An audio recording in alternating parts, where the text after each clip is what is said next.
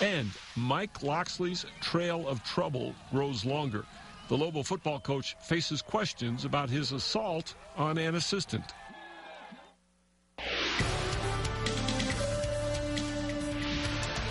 Good evening. A series of unfortunate circumstances or a sign of serious problems. Locksley has been here less than a year. This spring, a woman who worked in the football office accused him of sexual harassment. This fall, his team is off to an awful start. And now, a violent confrontation with one of his assistant coaches. Tonight, the embattled head man talked about his new trouble. Here's News 13's Adam Shadoff.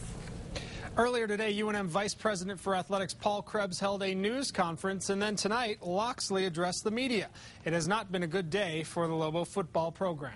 What's not in question is the fact that on Sunday the 20th, during a coaches meeting after the Lobo loss against Air Force, there was some kind of an altercation between Locksley and receivers coach Jonathan J.B. Gerald. Now, Gerald filed an APD incident report but did not file a criminal complaint. We tried talking to Gerald tonight numerous times, but he didn't answer the phone. In the report, Gerald claims Locksley became angry, approached him, and punched him in the mouth. Locksley's not in complete agreement with that scenario. I mean, it wasn't necessarily a punch. I'm not going to get into specifics as to what happened or how it happened. I'm definitely disappointed in how it was handled.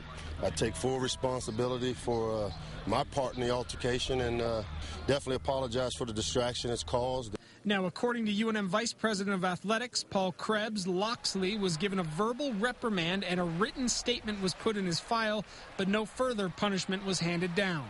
You simply cannot put your hand on another coach. You cannot have any kind of physical altercation.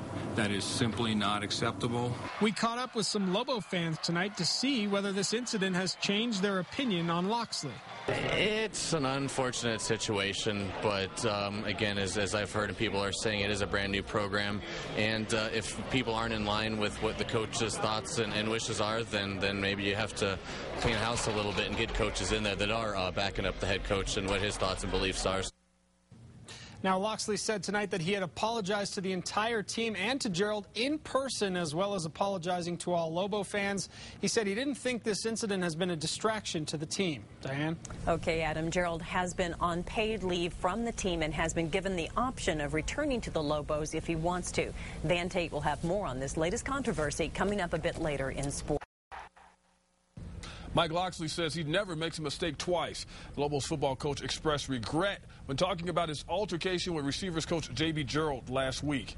Now, what have you learned from this whole thing? Well, obviously, there's no place, and there's no place for putting your hands on anybody. There's no place for the altercation that took place between J.B. and myself. And so, being the CEO of this program, I learned that every single thing I do, I need to make sure that I make decisions not out of frustration. When asked if frustration for a winless season contributed to the disagreement between Locksley and Gerald, Locksley said he wasn't going to get into specifics. Locksley got a verbal reprimand and letter in his file for his actions. Was it enough punishment? I think that's a serious punishment. I mean, anytime that you're verbally or written reprimand, it's something that stays with you. It's something, obviously, with this hitting the media, it's something that I have to deal with and have to address in the future. Coach Gerald is still on paid leave. Our numerous phone calls to him tonight went unanswered. Graduate assistant Aaron Moorhead is filling in for Gerald. Coach Locksley says the whole incident hasn't been that distracting for his players.